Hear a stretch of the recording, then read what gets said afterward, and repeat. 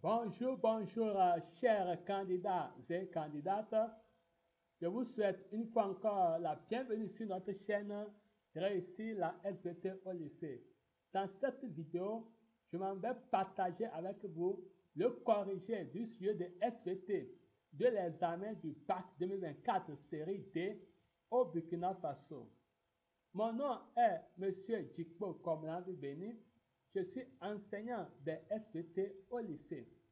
Si c'est votre première fois ici et vous voulez comprendre et réussir la SVT au lycée et dans les concours, commencez par cliquer sur le bouton s'abonner, activez la cloche de notification pour ne rien manquer de nos prochaines vidéos. Et nous commençons maintenant. Première partie, physiologie. Grand 1, la cellule. 3 fragments d'épiderme d'oignon F1, F2, F3 ont été placés dans 3 solutions de saccharose de concentration différentes. Les pressions osmotiques des solutions de saccharose ainsi que celles des sucres bactériens ont été déterminés et les rapports R, pression osmotique du sucre bactériaire sur la pression osmotique de la solution de saccharose ont été calculés. 1. Reproduisez le tableau ci-dessous en le complétant. 2. Réalisez un schéma annoté d'une cellule du fragment F3. Avant d'entamer la partie corrigée, si vous voulez retrouver facilement, très prochainement, cette vidéo, cliquez sur le bouton j'aime sous la vidéo et cela vous permettra de retrouver facilement, très prochainement ou bien dans les jours à venir, cette vidéo lorsque vous en aurez encore besoin. Donc, cliquez sur j'aime sous la vidéo pour pouvoir permettre à YouTube de vous aider à retrouver facilement cette vidéo dans les jours à venir. Comme élément de réponse, grand 1 cellule. 1. Tableau complété. Dans fragment F1, F2, F3, rapport R, on a ici 1,2, 1, 0,7. On a ici sens de mouvement de l'eau. Au niveau du fragment F1, le sens du mouvement de l'eau de la solution de saccharose vers le sucre bactériaire. Au niveau de F2, pas de mouvement d'eau. Au niveau de F3, sortie d'eau de la cellule. Donc, voici le schéma.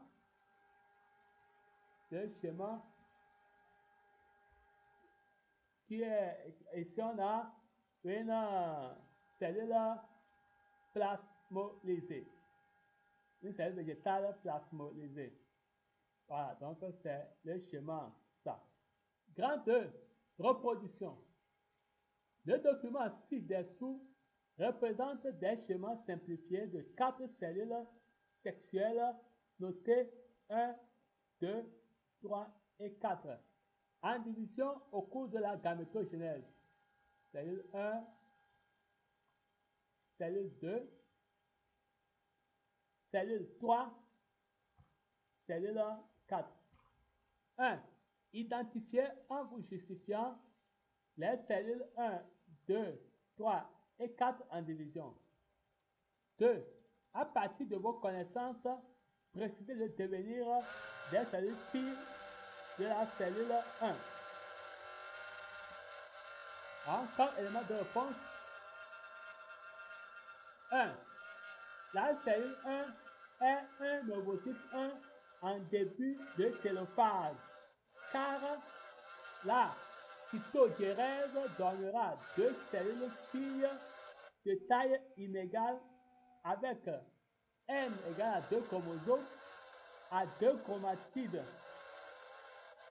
premier globule polaire et ovocyte 2.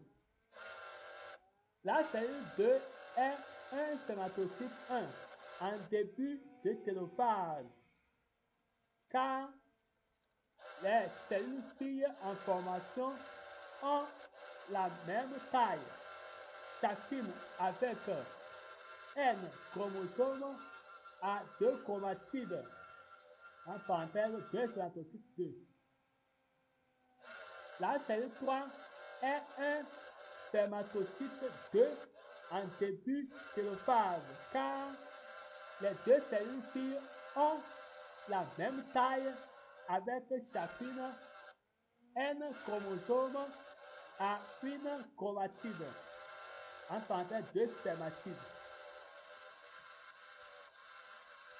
La cellule 4 est un ovocyte 2 en début de télophase, car les cellules filles sont de taille inégale et sont à N chromosomes à un chromatide chacune. Deuxième globule polaire et ovocyte. 2. Les cellules filles de la cellule 1 sont le premier globule polaire et l'ovocyte 2. Le premier globule polaire va dégénérer. L'ovocyte 2 va subir la division équationnelle pour donner un globule polaire et un ovocyte. L'ovocyte donnera une cellule œuf après la fécondation. 33. Électrophysiologie du nerf. On se propose d'étudier les phénomènes électriques enregistrés au niveau d'un neurone postsynaptique P connecté à 4 neurones présynaptiques N1, N2, N3 et N4. Document. Voilà notre document.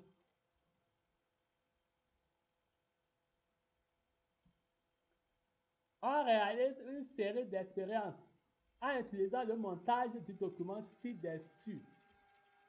Alors, on a expérience.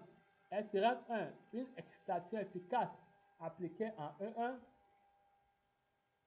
Expérience 2. Une excitation efficace appliquée en E2. Expérience 3. Une excitation efficace appliquée en E3. Expérience 4. Une excitation efficace appliquée en E4. Alors, ici, on a différents, pour résultat, on a différence de potentiel en millivolts enregistrés au niveau de O1, O2, O3, O4, O5, O6. 1. Identifier les potentiels postsynaptiques obtenus en O1, O2, O3 et O4 et indiquer leur amplitude. 2. Déduisez la nature du synapse N1P, N2P, N3P, N4P. 3. On porte 3 excitations efficaces simultanées en E1, E2 et E4.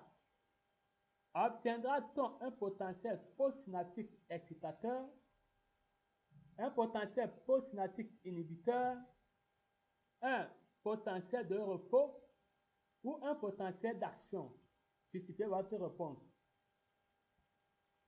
Encore élément de réponse au grand 3 électrophysiologie du nerf. 1. Le potentiel postsynaptique obtenu en O1 est un PPSE, amplitude plus 12 mV. En O2 est un PPSE, amplitude plus 18 mV. En O3 est un PPSI, amplitude moins 8 mV.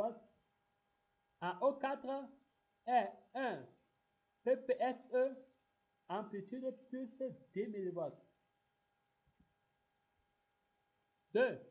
Nature des synapses. Synapse N1P, synapse excitatrice. Synapse N2P, synapse excitatrice. Synapse N3P, synapse inhibitrice. Synapse N4P, synapse excitatrice. 3. La réponse obtenue en O6 sera un potentiel d'action, car il aura une sommation spatiale des PPSE, plus 40 mW. Il aura une dépolarisation suffisante en P et la naissance d'un potentiel d'action. Grand 4. Activité cardiaque. Pour cette série de questions, numérotées de 1 à 4, recopiez sur votre copie le numéro de la question et uniquement la lettre correspondant à la bonne réponse. 1. Face à une situation stressante, l'organisme humain réagit par A. Une diminution du rythme cardiaque. B. Une diminution de la sécrétion du cortisol. C. Une augmentation de la sécrétion d'adrénaline. D. Une augmentation de la sécrétion d'acétylcholine. 2. L'augmentation du rythme cardiaque résulte d'une augmentation de la fréquence des potentiels d'action au niveau des nerfs. A. De Sion. B. De Hering. C. Sympathique. D. Pneumogastrique. 3. L'acétylcholine et l'adrénaline A. Sont des hormones. B. Agissent en se fixant sur des récepteurs spécifiques. C. Interviennent tous dans la régulation de l'hypotension. D. Ont le même effet sur le cœur. 4. La vasoconstriction des artérioles résulte de l'augmentation de l'activité des nerfs. A. De Hering. B. Splanchnique. C. Parasympathique. D. De Sion.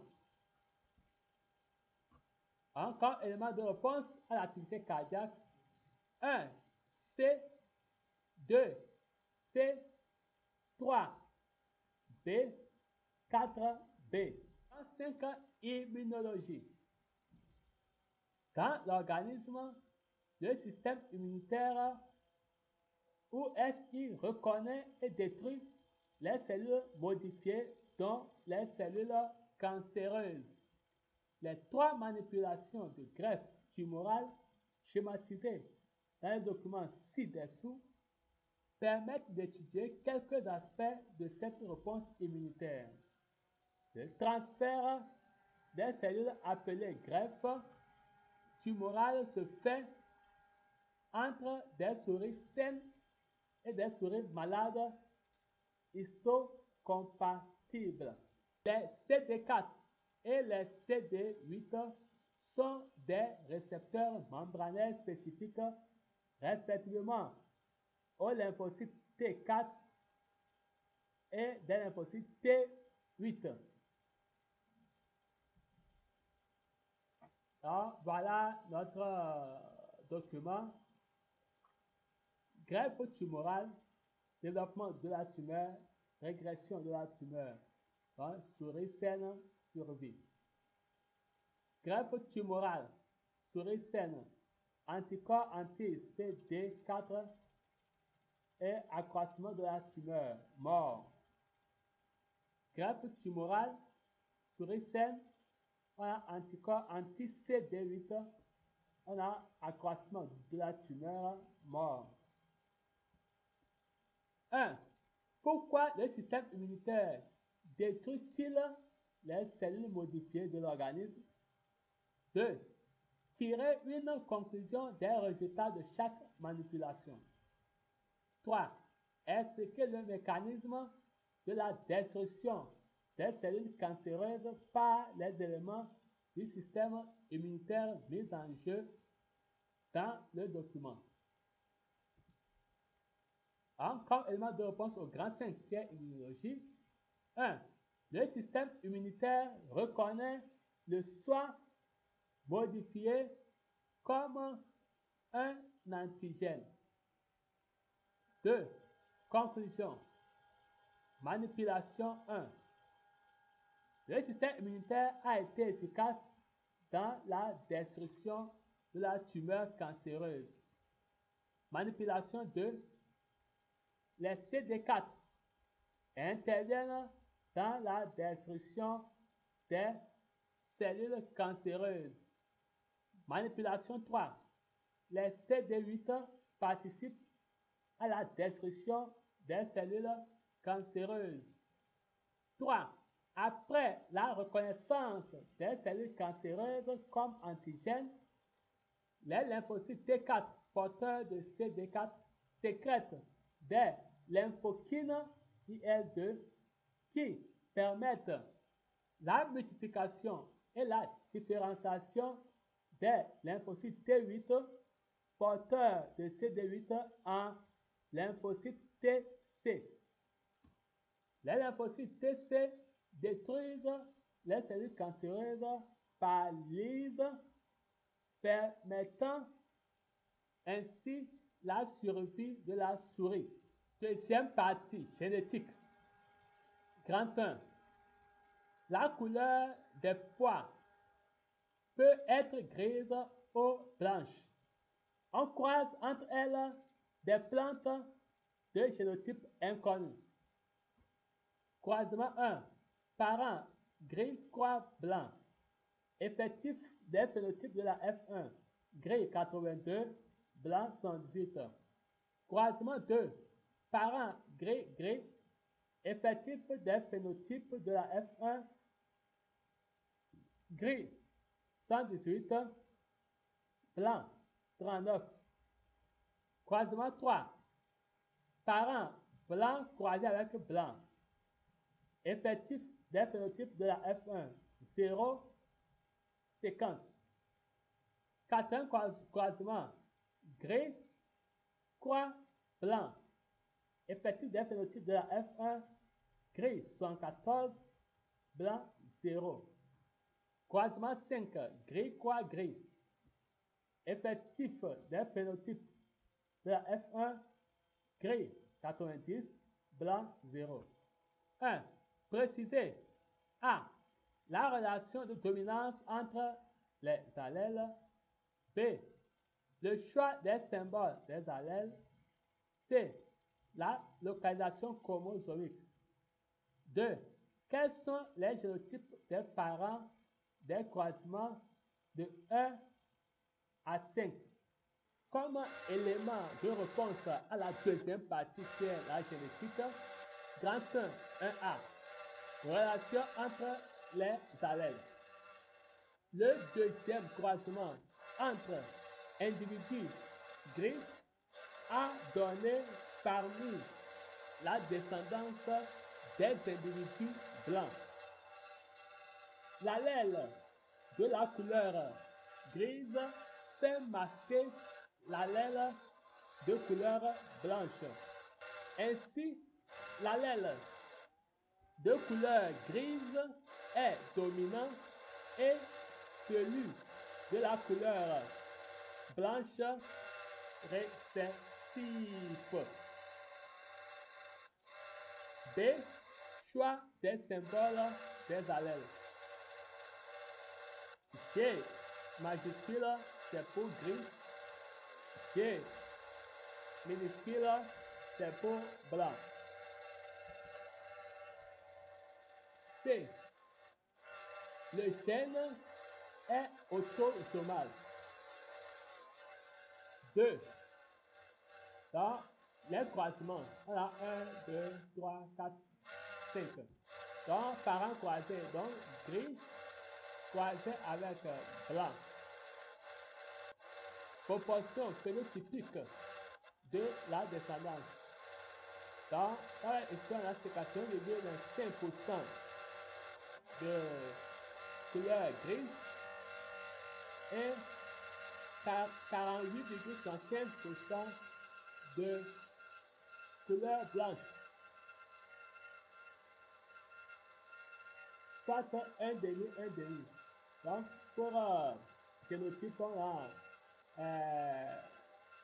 G majuscule sur G minuscule et on a l'homozygote G. Allez. homozygote blanche. Ah, ici on a le génotype c'est grise blanche. Maintenant, le deuxième croisement, grise croise grise. Donc, on a 75,5% de grise, 24,85% de blanche, soit 3 quarts, 1 quart. Donc, c'est le type A. Ici, on a grise blanche et ici, on a blanche. Troisième croisement, on a blanche, ça donne 100% de blanche. Et en termes de génotype, on a les homozygotes blanche.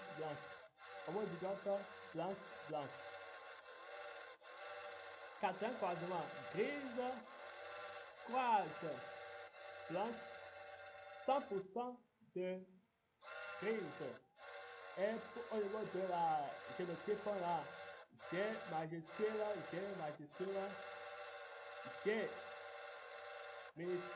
G minuscule. Cinquième croisement, grise, quoi, grise, 100% de grise. Ah, en termes de génotype, on a grise,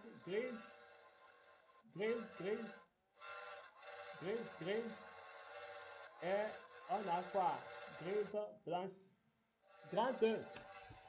Pour cette série de questions numérotées de 1 à 2, recopiez sur votre copie le numéro de la question et uniquement la lettre correspondant à la bonne réponse.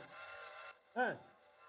Si le spermatozoïde fécond comporte 2 chromosomes, numéro 21, et un chromosome sexuel X, et l'ovule est normal, l'enfant sera A.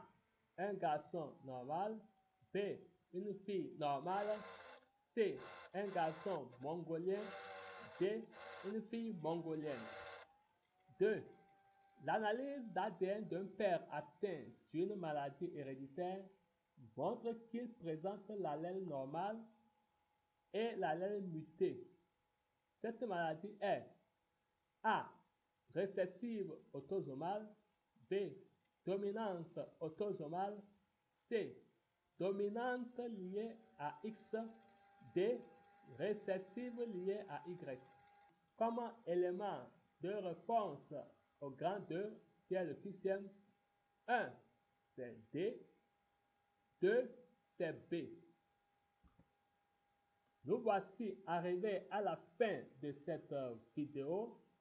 Si vous avez appris, si vous avez aimé, cliquez sur j'aime sous la vidéo pour retrouver cette vidéo prochainement lorsque vous aurez besoin. Quant à moi, je vous dis encore merci pour l'intérêt et je vous donne encore rendez-vous très prochainement sur notre chaîne Réussir la SVT au lycée pour d'autres aventures. D'ici là, portez-vous bien et bye bye.